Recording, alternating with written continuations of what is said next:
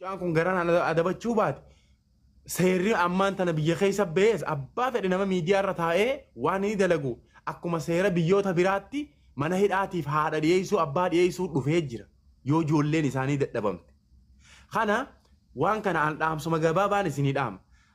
Biyya keessatti gattaatii ammumarraa kaasaa nama hunda warra miidiyaa irra waan akkanaa dalagu jiru suuta qoradhaa ganda isaanii qorachuu eegala. Haa walitti dhiyaattan seerumaan nu as dabarsaa naasuu ilma namaa waan kana obboleeyyan keessa irraan bu'aa laala. Abbaatuma maa jiru abbaa keessa irraan bu'aa laala.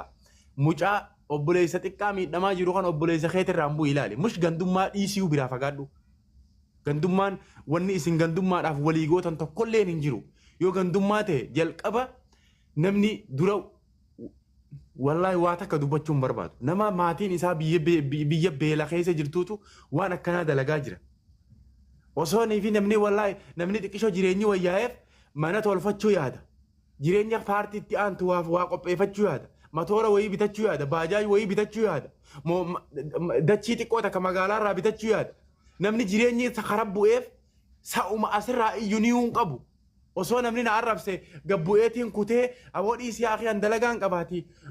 Nama meeqaa wajjin walitti dhufeenya qabaachuu deema. Gabbee nama na arrabsu deebisaan deebisu jeetiin nama meeqa callisee deemaa jiraanu. Namni hundi akkasi. Namni gaafa jireenyi sii qaceele tartiibaanii jireenya isaa jala deema. Gabbahee waan akkanaa warri godhaa jiru miskiinuma jireenyi nu harkaa bade. Dhiisaa rabbi jireenya isin haa qaceelchu waan kana keessaa baha. Akkasitti waan gara haadhaa fi abbaa isaanii qoradhaa namni hundi tokko bakka jirtanii. Ammaan tana isin waan kana nagaa labsuu dandeessan gama keessanii akka dhuunfaa harargeetti nagaa labsachuu dandeessan. Hayyee jedhu sun ichi nagaa labsachuu danda'a ammaan tana akka yaadanitti isin. Funyo qurqurii danda'a. Funyo qurqurii. Hayyee ammaan tana ani wallaahi billaahi tallaahi na dhagaye Hamzaa na dhagaye. Kamu turan naa deebisaaf tana. Oo naa si deebisaa dhageeffadhu boo. Naa si deebisaa dhageeffadhu. Obboleessoo kaleessa harkaa jirtan. Wanni harkaa jirtanii amma bosona baaleefaan akkuma jirutti gadaatti akkuma jiru gabbaaniiti nuti nama keenya ni qabannaa dhageeffadha. Ijoolleen teenya tasi koomandoo makuma keenyaa nu dogoggora jirti nama keenya keekka qabu tokko isaatti jechuma Hamzaan jee kana gandatti warra isaanii maatii isaanii yookaan qabsiifnee akka isaan achirraa ilmaan isaanii nurraa dhaaban ni goonaa maqaa si koomandootu isaan kanaan nu balleessee janiiti jechuma Hamzaan labsaa jiru isaanillee akkasuma labsaa jira jara keenya. Dhageeffadha nuti nuyyudduu obboleeyyan malee dii. Mee feesbuuka kiyya jala seenaati. Laalaa viidiyoo sana guutuu irraa isin gala. Viidiyoo daqiiqaa 50. Hamzaanaa dubbachaa jira mutu bira dhufa. Maamuti. Kanaaf immoo dabbal nagaan tura carraan namaan kan namu nagaan tura tala waan Hamzaa irraa dubbata kan dubbachuu fa'a. Tanaa carraan keessif kan fitadhe fatadhe caala kiyya caala horaa badhu. Laali obboleen keenya gabaabdumatti onneechaa jirru arsii fi harargee gidduu obboleeyyummaa malee diinummaan hin jirtu. Tanaa jecha dubbiin tun haa dhaabbatu nurraayi dubbiin tun haa dhaabbatu nama waan kana irraa dhaabbanne wallaahi laazim hundi keenyatti seenneeti hanga kisiitti itti deemuuf deemnaa isin hin kasnu obboleeyyan keenya dhaabaa isin hin jenne dhaabaa bakka akumu bakka carra sana karruu gabbu'ati. Kala dubbachuu dandeessa Hamzaan turre na fakkaata. Salaamu alaikum. Waalaikum salaam warahmatullahi wabarakatuh. Warree kun tana maqaa caalaatti maqaa dabbalmaa jettanii sitti mu barbaada. Achirratti immoo yaada kattaa nutti hin fufa. Achirratti namni gartee maqaa namaatiin nama qabaa jiru hin jiru. Akkuma beekamu nama duraan gartee lola bakka irraa keessa yoo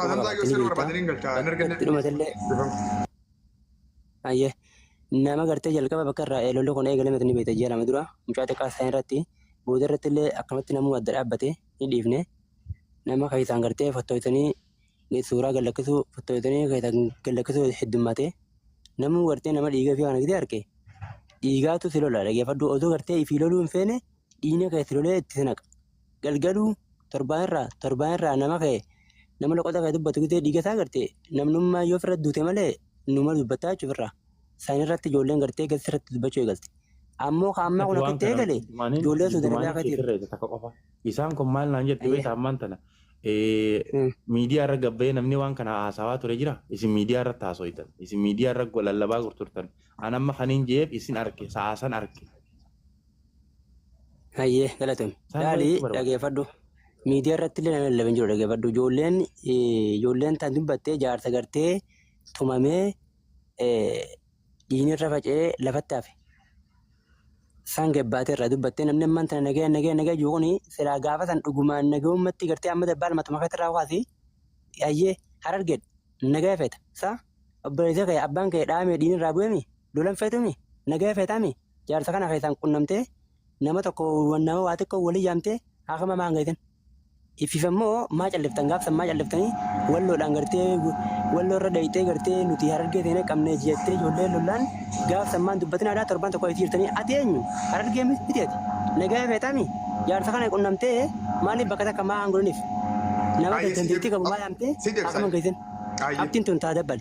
Kalamaffaratti namni gartee namni ergatee maqaa caalaa horootiin deemaa qabaa jennee namni deemaa jiru namummaa tuma ifiitiin lolu jira. Ammoo ammaa kun lollee ammaa kun yaamsaa wanni na hubattu lollee ammaa kun ijoollee gaaraa akkuma beekamu jechuudha gaafa duraa jechuudha marraa meeqan itti dheenee ijoolleen Oromoo namatti hin dubbatin gaafa Oromoo dhiigarraa buusuun hin ta'u jettee ijoollummaan gaaraa nuti itti dhageeffadhu. Wanni amma ijoollee gaaraa itti nagee ani itti na'in ati itti na'in mataa ifiitiin mucaa eessuma isaa kan tuman harkanii ijoolleen miira keessa galtee qabdee tuma malee ijoollee gaaraa namni ergatee gartee deemaa nu qaba jeen hin jiru.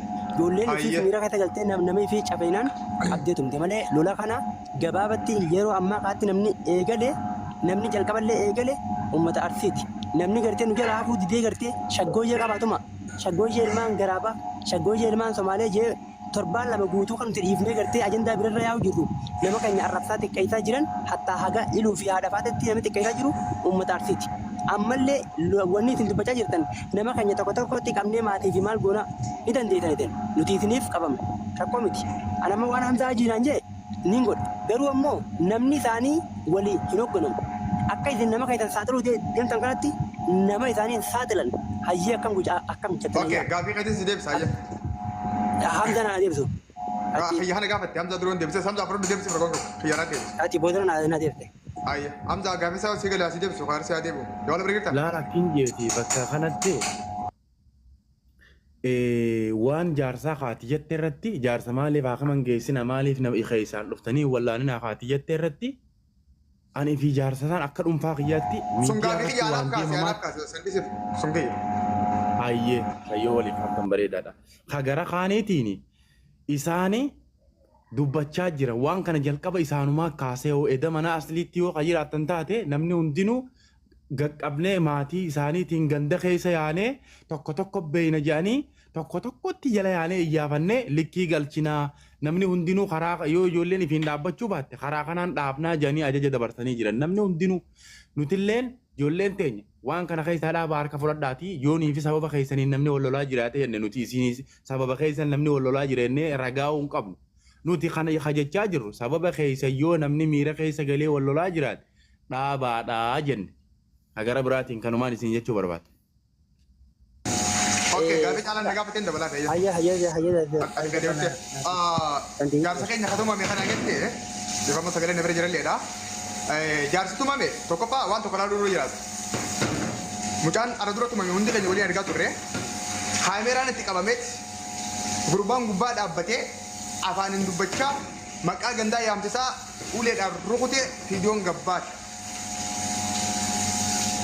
Kaameraa itti qabeetiin sinjee waraabee dhawaa gubbaa dhaabbachaa ganda isaatii si kiyyaamaa ganda mucaa yaamtisaa waan akkana taateefin akkana si godhe yeeni akkas godhee haala saniin akkas ta'e sadarkasan naa qabadda.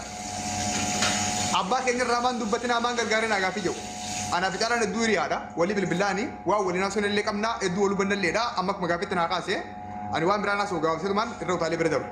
Waa'ee abbaa keenyaa tokkoffaa miidiyaa gubbatti hin tumamne. Akkamma jiru kanatti laayidii galchanii hin tumne abadan. Qabrii qabna hundin islaamaa sobuun gaariidhaa miti. Gandummaa waan biraa hayin waan biraa. Kalamaffaadhaa abbaan keenya sun kaameraan bilbilaa itti deebi'ee dhiirtuu gubbaa dhaabbattee uleedhaan cafaqaa afaaniin dubbachaa fiidiyoo waraabe. Abbaan akkasii waraabame gettu ollaa gallakkisi.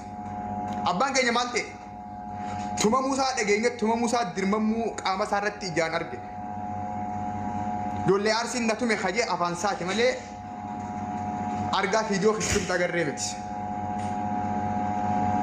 Caalaan ni beekaa ani ittiin bu'u deebisuu baadhus namaaf deebii ta'uu dhabuu mala caalaaf garuu sirri galaaf waa'een abbaa keenyaa akkamitti akka inni butute anaaf inni nu beeyna irraa wal mareennee jirra akkatti bira kunne qabna sanatti hin bu'u as mara kennu Dabbaala yeroo taa'eetta gaaffii lammataa hamsaa hin qaba. Hamsaa kan tumura gaafaa kana tumure tumure kin gaafata rakkoon gaafata tumurta yeroo taa'etti bar. laan tumure lakkita kan naafe Ayyee. ayye taabbaadhaa akkasumatti haftee sin jee laal tumamuun abbaatii fi dubbiin kun torbaan takka akka dafa godhu hin dagatinaa lolli nuuf yaarsin tara dura wal lolle sababa mucaatti mucaan mul'atee akka dhiiraatti lolamee mucaan sun gallaan nagayni bu'ee achuma lolli dhaabbate lolli marsaa kanaaf hin bifaariyaan jalqabe Nageenyin buune istoo dabbaal ifama wajjin nageenyin buune. Nama qoota adda dhaabbate. Lolli sun ifamee mucaan keenya mul'ate nuti achi irratti gabbaanee viidiyoo waraabnee salaamu alaikum jara keenya mucaa argannee jirra dangala gannee galli anaa sii hundi keenyaa'u gaamsa mucaa barbaadaa turre waan ta'eef haammaan tana garuu tokkoffaa lolli kun abbaan qabu lammaffaa bootaan qabu sadaffaa sababaan qabu lola kana jaalannuus jibbinuus abbaan keenya hatumame sagalee fi viidiyoo ragaa takkaa hin jirtu dirma muqaa maratti agarree haa ta'u torbaan takkaa ture hundi keenya osoo hin dubbatin anaa sii hundi keenya warra asirra jiru achi boodaadha kan aarsii fi walloo waliin buute gaafa aarsii fi walloo waliin buutee harargee seenee geecha jedhuun lolli gama keenyaan labsamee aarsii dura nuun nama qabe nuun sooshaal miidiyaa nama tumne baafne kun dogoggoraa ture asiin lolli kun aarsii fi walloo ture utaaleetti galmee namni keenya waan mareenillee qabna waan nyaanillee qabna ati beeyta sana haa ta'u akkuma fedhe haa ta'u garuu isteep by isteepidhaan guddatee bakka minni irra ga'e kun bakka sheekiin irraa boo'e bakka feemasiin irraa boo'e bakka addunyaan guutuun itti gurguroote bakka dhalli namaa qawwee qabatee dhala namaa gubbaatti hin dhaabbate baay'istiriidha kun seenaa jaarraa dhibbata akka jiraatu waan dabaati inni kun ta'uu hin qabudha amma yaadni xiyyaa yaadni nama biraallee kanuma lakki ta'uu qaba abbaan jetti fufi garuu wanta kan dagatina namni lola kana sappoorti godhaa jiru irra guddaan saadhaadhaan Faatiyan dalagatee nyaattee rafti daqiiqaa lama daqiiqaa sadii yaada si godhattee gasti irra baatee Laftiin irratti dabarsine yaada kana caa jirra amma akeekkachiisa. Ani siyaasuma kana irratti tumure gaabii natti wal qabsiisee. Laftiin dabarsin gaa. Daqiiqaa tokko Laftiin dabarsin gaa dhalaan hogganaan jirtu namni Caala. Daqiiqaa kana kan. Amsa daqiiqaa kana. Yaa wayi caalaa kanaaf engis takka deebisaa kannaa. Caala. Caala mi'uutu irraa baradhume sitti haasaa. Caala akkin jeeti. Niin dhagaan taate. Laal. Akeekkachiisanii kanninaa miti. Mataa kee kanarratti kan ammaa osoo ati as na bira jirtu kana. Bara narra kanuu ni dandeessa. Akka fayyadanii godhuu ni dandeessa bara. Nan dhagaye Caala. Atiin kun sababa keetiin hilmaa afaan keetirraa bahuun kana booda jechi tokko afaan keetii bahee ijoolleen akka waliin lolle ammaan sidhaama yoo dhaamsaa ta'es yoo akeekkachiisa ta'es gara feeteen naa isaabi. Sababa keetiin ijoolleen takka akka waliin lolle atiin kun akkami sidhagaamuu ta'a qooyi akkami quuqamuu ta'e. Sababa kiyyaan namni wal qabaa jiru hin jiru yaa amsaa keenya sababa kiyyaan namni wal qabaa jiru hin jiru bara. Miseenjara si erguu viidiyoo kana. Ati kana agartee osoo kun obboleessa kee ta'ee hawwitamoo kun obboleessa kee ta'uu sidhagaamuu qabamoo. Maal rakkoon kee ati namni waan kanarratti yookaan hamzaan soba haasawa maarreen soba haasawatti maal ta'uu barbaaddeeti maal keetiis maal tiqee akkam maal kee asii godhamuu barbaadda qooyi.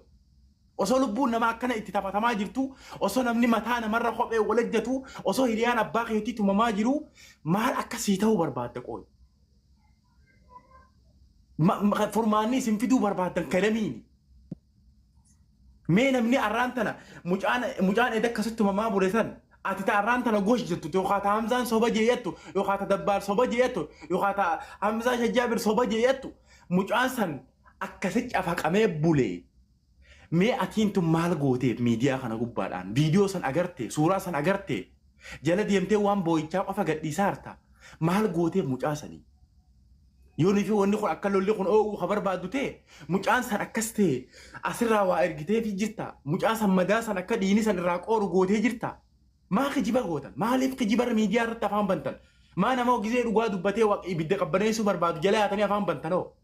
Hamza caalaa nama afaan jiru dhageeffadhu. Caalaa jecha namni wal qabaa jiru hin jiru. Caalaa gartee ani jecha kiyya nan hubanne caalaa sababa kee yoo ka jiraatu ta'e nama caalaa jaalatu jiru si duuba. Sababa kiyya tokko hin jiru dhageeffadhu Hamza ka jira. Sababa kiyya tokko hin jiru. Sababa maneeti. Sababa nama ifiiti. Sababa nama loqote ifii dubbatu. Oromoon takka ni beena hiddi tokko obbola jenna. Garuu sababa nama lafa ifii sababa nama gartee kutaa ifiitiif dhahamee yaa obbola jenna kiyya akkana akkanaan ta'ee gisee viidiyoo gartee garaatu sin dandeenya Hamza kanya. Amma isin akka feetanitti gartee nu wanna godhuu ni dandeessan. Dhaabullee ni dandeenya nuti. Amma kana tumaa jiran. Isaan ammoo liifirratti ni qoflan ni taphatan. Kan isaan ammoo sappoortii godhanii ijoollee duubaan loletti oofaa jiran. Amma kana ijoolleen teenya. Salaamu alaikum. Isin ammoo asii nama keenya onnee kaayita cabsisan. اوكي maal gona وعليكم السلام شيخ استاذ ولكم حمزه شيخ galatoomii dabbaalki laalle waan amma caalaan jee kanaatu na dubbise caalaan akki jee jarri gubbaan dhufee taphataa jee keessaan sappoorti godhaa 110% wanni tunni jirtii beeka asiin yaa ijoollee teenya nagee buusaa jechaa achiin sappoorti godhuun wahuma jiru wallahi tana dhibbaa dhibbattiin ragaa wajjii isiniifitu danda'a nama tokko irratti maalleeyni akka yoo nama tokko inni godhuu deeman akka maalleeyni irratti walitti qabamee wanni kun taasifamu mana garmaan jaagalatooma galatama ustaas السلام عليكم ايه وعليكم السلام شوف dhugaa baanta ustaada keenya laala obboleeyyan keenya hedduu galatooma isin tola barbaadan ani akka dhuunfaatti nama lollu kun akka hin hawwinees akka walii simmiine dhugaa rabbitti nama sappoorti godhu maaliif ilmi namaa tokko badii isaatiin alatti azabamuu akka hin qabne nama itti amanu nama waan san deeggaru garuu ammoo Hamza Hajiitii fi Aslii Faajii namni hedduun edda dubbummaan tunu isaa akka dhufte akka nama hin beekne akka nama miidiyaa kana hin fayyadamneetti wal gaggaafachaa turan. Wanni sanii dogongora guddaadha. Osoo bakka kana hin gahin gaafa lolli xiqqisho wal ho'isaa dhuftu ijoolleen dhaabaa jechuu qabaachuutu isaanirra ture. Gaafa dura ijoolleen tuni lola eegaltu micaa umriin isaa amata 15 hin gahin gaafa gabbaasanii shaadaa qabachiisanii amantaa حبيبتي ولا بس ولا تندي موتي وان تمرمي في وانا ما قلت ندي